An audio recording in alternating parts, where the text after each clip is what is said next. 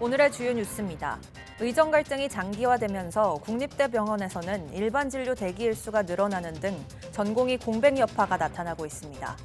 특히 환자 생명과 직결되는 장기 이식 수술 건수는 23% 가까이 줄어들었습니다. 정부가 전기차 배터리 출시 전 안전성을 직접 시험해 보증하는 배터리 인증제가 이번 달부터 시범 운영에 들어갑니다. 지난 8월 전기차 화재 이후 제도 시행 일정을 앞당긴 건데 전기차에 대한 시민들의 불안감을 해소할 수 있을지 주목됩니다. 세계보건기구 WHO가 코로나19에 이은 또 다른 감염병 위험이 커지고 있다고 경고했습니다. 올해에만 위험성이 큰 감염병 17개가 발생하는 등 팬데믹 위험이 커졌는데 국제사회가 1차 의료 시스템에 투자해야 한다고 강조했습니다. 아프리카 남부 어린이 2,100만 명 이상이 최악의 기아 위기에 처한 것으로 확인됐습니다. 엘니뇨로 인한 극심한 가뭄이 식량 위기로 이어진 건데 아프리카 남부 5개 나라는 국가재난 사태를 선포했습니다.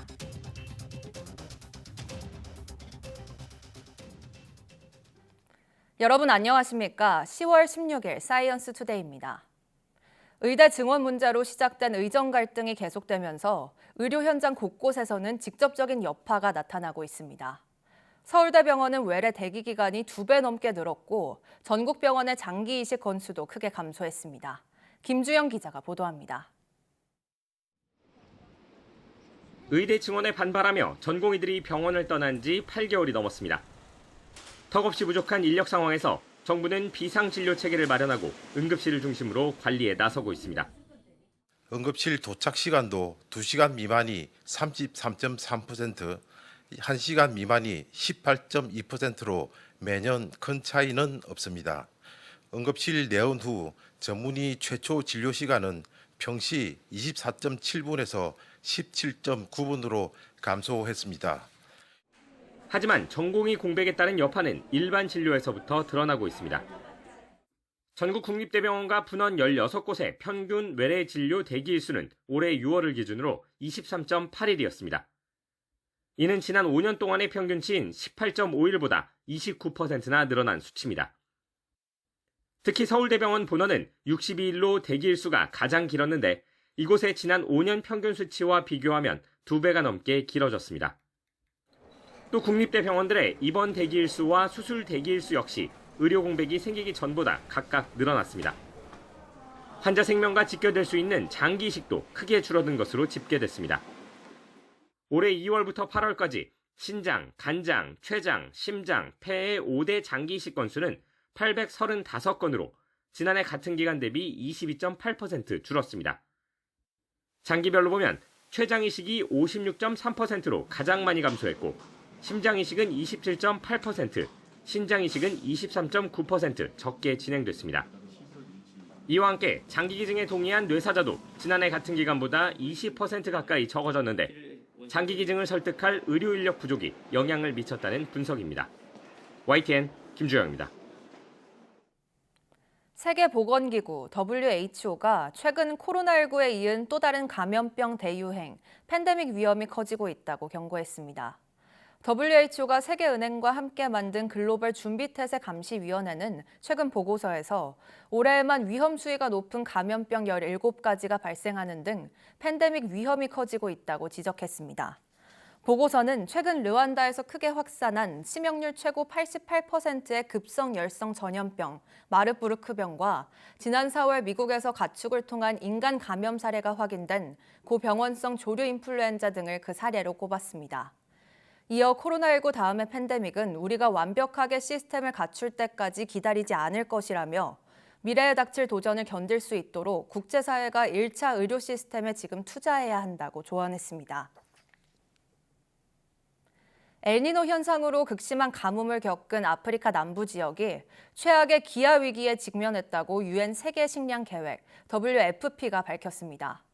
WFP는 성명을 통해 아프리카 남부의 어린이들은 운이 좋아야 하루 한 끼를 먹을 수 있는 상황이며 어린이 2,100만 명 이상이 영양실조에 걸린 것으로 추정된다고 밝혔습니다. 또 수학기인 내년 3월에서 4월까지 식량 위기가 더 악화할 가능성이 있다고 우려했습니다. 현재 아프리카 남부의 나미비아와 짐바브웨, 잠비아 등 5개 나라는 가뭄에 따른 식량난으로 국가재난 사태를 선포했습니다.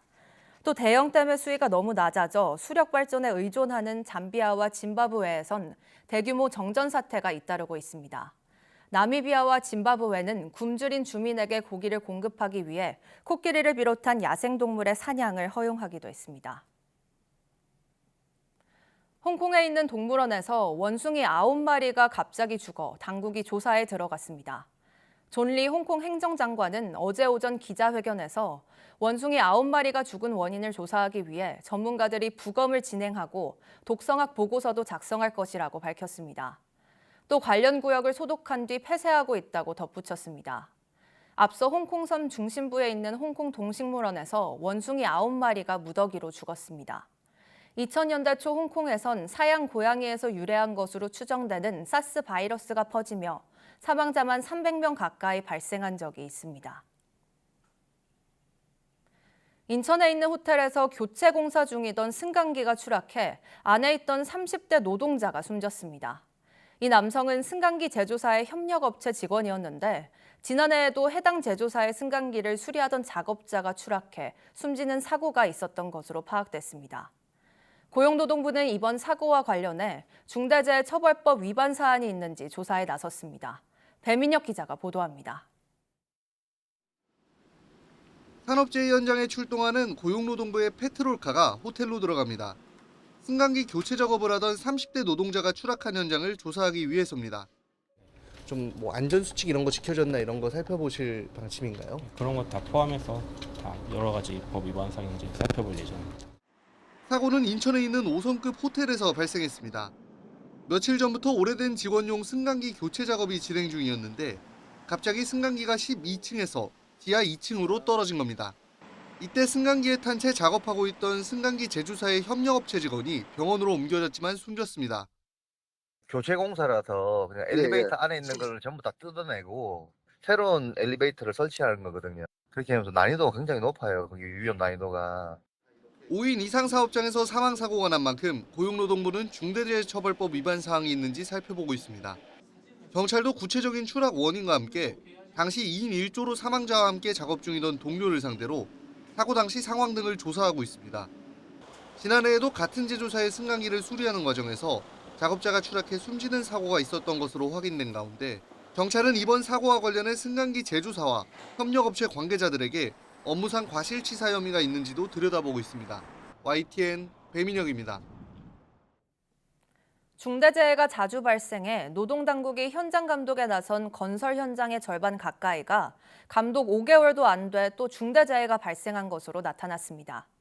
더불어민주당 박정 의원이 고용노동부에서 받은 자료를 보면 최근 2년 동안 중대재해 발생으로 노동부가 현장 감독을 한 건설 현장 32곳 가운데 5개월도 채 지나지 않아 중대재해가 또 발생한 곳이 15곳에 달했습니다. 현장 감독 이후 한 달 안에 중대재해가 발생한 곳도 2곳 있었고 3개월 미만인 곳도 7곳으로 나타났습니다.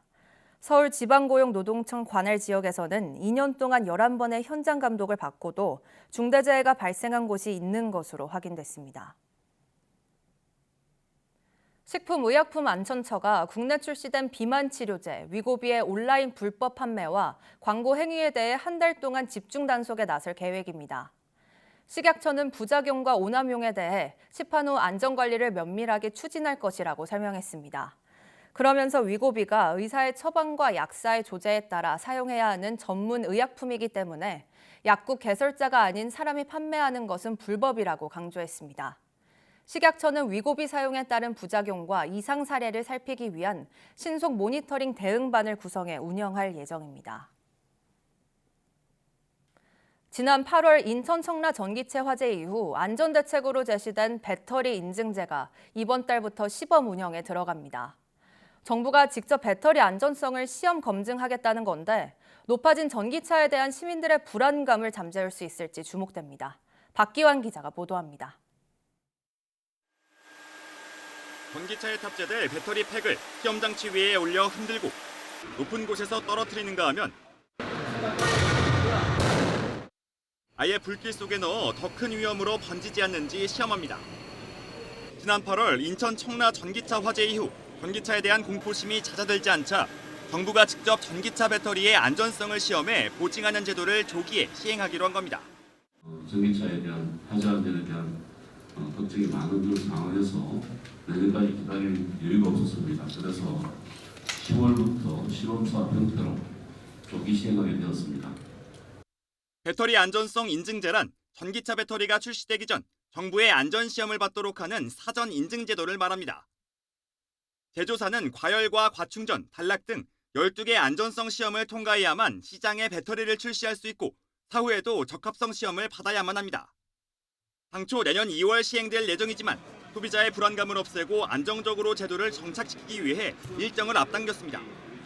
시범 사업에는 현대차와 기아, LG에너지솔루션 등 5개 업체가 참여해 안전성 인증의 첫 시험대에 오릅니다.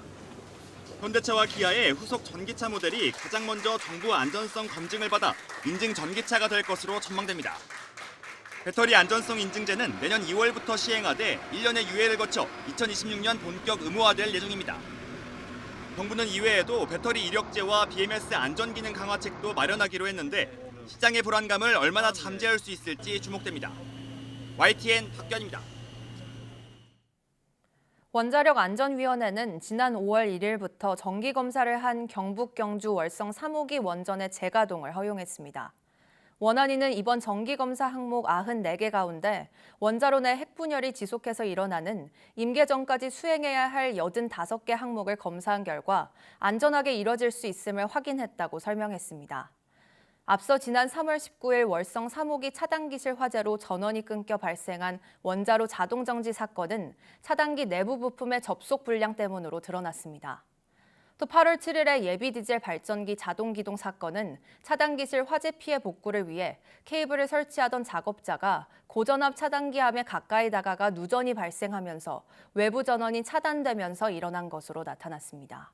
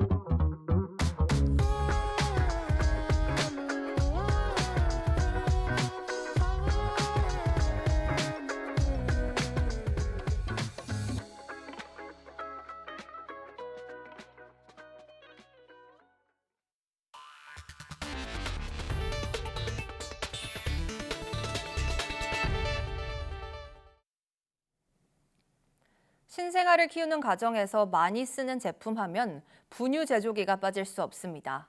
시중에서 많이 쓰는 분유 제조기 제품들을 비교했더니 성능과 가격 면에서 큰 차이를 보였습니다. 황보혜경 기자가 알려드립니다.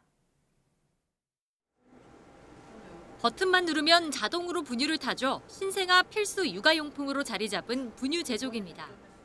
한국소비자원이 6개 분유 제조기의 분유 제조 농도와 온도 정확성 등을 시험 평가했습니다. 우선 분유 농도가 너무 진하면 신생아가 변비에 걸릴 수 있어 국내 주요 분유 제조사들은 조유 농도를 14%로 권장하고 있습니다. 6개 제품 가운데 국산 버들과 미국 브랜드 베이비 브레짜 등 2개 제품이 권장 농도 대비 1%포인트 이내의 편차를 보여 상대적으로 우수했습니다. 이들 두 제품은 온도 정확성 시험에서도 설정 온도보다 1도씨 이내 차이를 보였습니다. 분유 제조 시간은 국산 베베러브 제품이 단계별로 11초에서 18초가 걸려 가장 짧았고 버들은 이보다 최대 2분이 더 걸렸습니다. 신생아에게 배앓이를 유발할 수 있는 분유 거품은 6개 제품 가운데 국산 눈누 제품에서만 발생했습니다. 가격은 제품별로 최대 3.8배 차이 났는데 베이비 브레자가 30만 원 가량으로 가격 대비 성능이 우수한 제품으로 꼽혔습니다. 지방이나 유당 성분이 들어있는 분유는 세균 번식 우려가 있기 때문에 제품을 세척할 때도 주의해야 합니다. 네, 분유 제조기를 청소할 때에는 과탄산소다나 베이킹소다 등 산성 세제를 이용해서 세척하지 않는 것이 좋습니다.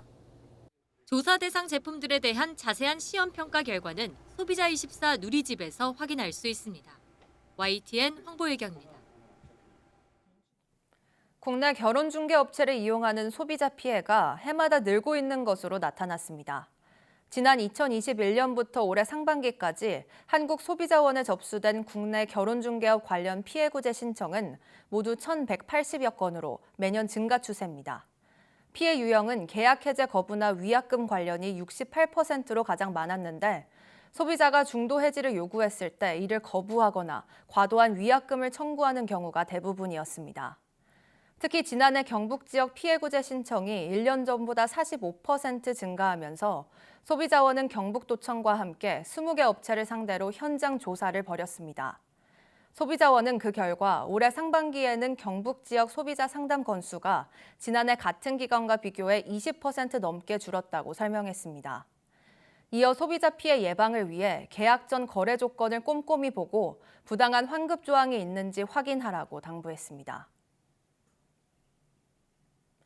올해 길었던 폭염의 영향으로 배추와 무, 상추, 깻잎 등 채소류의 가격 고공행진이 이어지고 있습니다. 배추 한 포기 소매 가격은 어제 기준 8,635원으로 지난해 평균보다 32% 오른 채 거래되고 있습니다. 무의 경우도 한 개 소매 가격이 3,605원으로 지난해보다 49% 올랐고 적상추는 100g이 2,619원으로 무려 80%가 올랐습니다. 깻잎과 시금치의 가격도 각각 작년보다 30%, 36% 올랐습니다. 박순현 농식품부 유통소비정책관은 중국산 수입 배추 48톤을 들여와 판매 완료했으며 추가 수입 물량도 곧 들어온다고 밝혔습니다. 또 김장철에 사용하는 무가 본격적으로 출하되는 다음 달부터는 무의 소매 가격도 안정될 것으로 전망했습니다. 기념품으로 싸게 파는 스타벅스 텀블러가 있다고 하면 의심해 보셔야겠습니다. 이른바 짝퉁 텀블러 13만 개를 만들어 팔아 수십억 원을 챙긴 일당이 적발됐습니다. 반값이라는 홍보에 관공서와 기업들도 속았는데 그냥 봐선 정품과 구별이 안 될 정도입니다. 박소정 기자가 보도합니다. 경기도 김포에 있는 창고 사무실. 상표특별사법경찰이 압수수색에 나섰습니다. 곳곳에 수북이 쌓인 상자들. 이른바 짝퉁 스타벅스 텀블러를 만들던 곳입니다. 레이저 기기로 스타벅스 로고를 똑같이 새기고 포장 상자에 사용 설명서, 스티커까지 누가 봐도 정품과 다를 바가 없습니다. 이렇게 위조 제품을 만든 총책 53살 A씨를 포함해 일당 9명은 경찰 단속에 덜미를 잡혔습니다. 이들은 아무것도 쓰여 있지 않은 무지 텀블러와 뚜껑, 고무패드 같은 부품을 따로따로 중국 등에서 들여와 조립했습니다. 공식 수입 업체가 아닌 업자가 다른 유통 경로로 들여오는, 즉 병행 수입 제품이라고 속이고 정품의 절반값에 판다고 홍보했는데 감쪽같이 속은 관공서나 기업, 민간단체 등에서 기념품으로 단체 주문한 곳이 많았습니다. 2021년부터 3년 동안 만들어 판 가짜 스타벅스 텀블러가 무려 13만 개, 24억 원에 달하는 범죄 수익을 올렸습니다. 이제 아무런 상표가 없는 일반 상품을 수입함으로써 세관 단계에서의 단속을 피했고 2차적으로 이제 상표를 각인을 하고 이제 인쇄를 하는 방법으로 위조 상품을 제조했기 때문에 좀 적발이 쉽지 않았던 사건입니다. 상표 경찰은 9명을 불구속 입건해 검찰로 넘겼습니다. 특허청은 로고 등이 정교해 진짜와 가짜를 구별하기 힘든 만큼 정식 매장에서 사는 게 안전하다고 강조했습니다.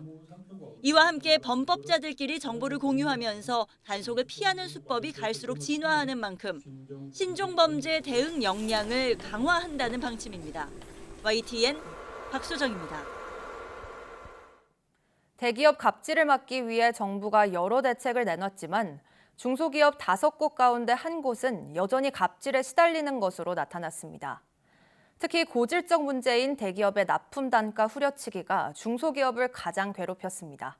최하영 기자가 보도합니다. 대기업 계열 렌터카 회사와 직접 계약을 맺고 10여 년 동안 파손된 자동차 유리를 수리해온 A씨. 그런데 지난해 말 렌터카 회사에서 비용 절감을 이유로 돌연 중개업체를 내세웠습니다. 중개업체를 통해 일감을 수주하면서 A씨가 받는 유리 단가는 40%나 깎였습니다. 30만 원을 넣으면 30만이 달아나는데 지금은 17만 원, 18만 원 정도밖에 안 주니까 일방적으로 당했습니다. 그렇게 해서 아주 많이 힘들었습니다. 대기업과 거래하는 중소제조기업 500곳에 물었더니 5곳 가운데 1곳꼴로 이런 불공정 행위를 겪었습니다. 중소기업이 겪은 가장 흔한 갑질은 대기업의 납품 단가 후려치기였습니다. 여기에 부당한 계약 취소와 부당 반품, 대금 미지급 등도 중소기업을 괴롭혔습니다. 하지만 중소기업 절반 이상은 대기업 횡포에 아무런 대응도 하지 못한 것으로 나타났습니다. 게다가 불공정 거래는 대기업에서 자재를 공급받을 때도 마찬가지였습니다. 대기업에서 원 부자재를 구매한 기업 270여 곳 가운데 19%가 불공정 행위를 경험했고 부당한 공급 단가 결정이 가장 많았습니다. 그럼 이런 갑질을 막기 위해 어떤 대책이 필요한지도 물었습니다. 중소기업 66%는 중소기업의 협상력 강화 등 납품 단가 제값받기 환경 조성을 가장 원했습니다. 또 중소기업에 대한 정부 지원과 불공정 거래 행위 근절 대책 마련도 필요하다고 답했습니다. 대기업에 대한 중소기업의 협상력을 강화하기 위해서 계약 조건 협의 요청권을 강화하는 방안으로 그런 대안을 마련해서 정부의 대책에도 뿌리 뽑히지 않는 대기업 갑질에 중소기업과 소상공인의 눈물은 마르지 않고 있습니다. YTN 최하영입니다. 주 52시간제 시행과 코로나19 등의 영향으로 5년 새 직장인 퇴근 시간이 19분 빨라졌다는 분석이 나왔습니다. KB국민카드는 광화문과 강남, 여의도와 구로, 판교 일대 퇴근 시간 지하철 승차 시간을 분석한 결과 2019년에는 평균 오후 6시 47분이었고 올해는 오후 6시 28분으로 19분 앞당겨졌다고 밝혔습니다. 5개 주요 업무지구를 비교해보면 구로는 21분, 광화문과 강남은 20분, 판교는 17분, 여의도는 14분 빨라진 것으로 나타났습니다. 이는 5개 주요 업무지구 인근 지하철역에 오전 6시에서 10시 사이 한 달에 10번 이상 하차한 개인카드 고객을 대상으로 2019년과 올해 들어 8월까지 저녁 퇴근 시간대 이용을 비교한 수치입니다. 2025학년도 수능이 한 달 앞으로 다가온 가운데 수능 당일 아침 교통 혼잡을 줄이기 위해 관공서와 기업체의 출근 시간이 오전 10시 이후로 조정됩니다. 교육부는 어제 국무회의에서 이 같은 내용의 2025학년도 대학 수학 능력시험 지원 대책을 보고했습니다. 정부는 관공서와 기업체 출근 시간 조정 협조 요청과 함께 오전 6시부터 8시 10분까지 수도권 지하철 운행을 늘리고 경찰서 등 행정기관에 비상수송 차량을 배치하기로 했습니다. 또 3교시 영어 영역 듣기 평가 시간에는 항공기와 헬리콥터 이착륙을 하지 않도록 하고 포사격 등의 군사훈련도 중단합니다. 연세대학교가 최근 수시 논술 문제 유출과 관련해 수험생들과 학부모들에게 공식 사과하며 재발 방지 대책을 발표했습니다. 연세대는 입학적 홈페이지에 논술시험 진행 과정에서 발생한 사고로 혼란과 정신적 고통을 드린 점에 대해 사과드린다며 어떤 말씀으로도 그 마음의 상처가 치유되지 않을 것이라고 밝혔습니다. 이번 문제지 유출로 입시의 공정성이 침해됐다고 보긴 어렵지만 의심스러운 상황을 모두 해소하는 게 대학의 의무라고 생각해 사법당국에 한 점 의혹 없는 조사와 수사를 의뢰했다고 적었습니다. 연세대는 시험관리 시스템을 철저히 재점검하고 감독위원에 대한 교육, 고사장 자유좌석제에서 지정좌석제로 변경, 사전 검토 강화 등과 같은 재발 방지책도 제시했습니다.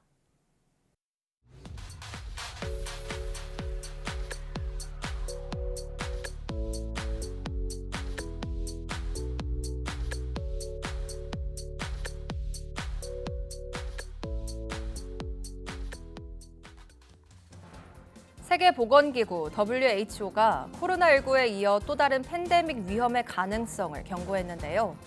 준비 없이 또 다른 세계적 감염병에 직면한다면 그 피해는 더 커질 수밖에 없습니다. 우리 사회뿐 아니라 인간과 동물, 환경이 서로 연결되는 모든 지점에서 감염병에 대비하려면 연구 개발에 대한 꾸준한 투자도 필요한데요. 다음 팬데믹은 우리가 보건 시스템을 갖출 때까지 기다려주지 않는다는 WHO의 경고에 귀 기울여야겠습니다. 뉴스 마칩니다. 고맙습니다.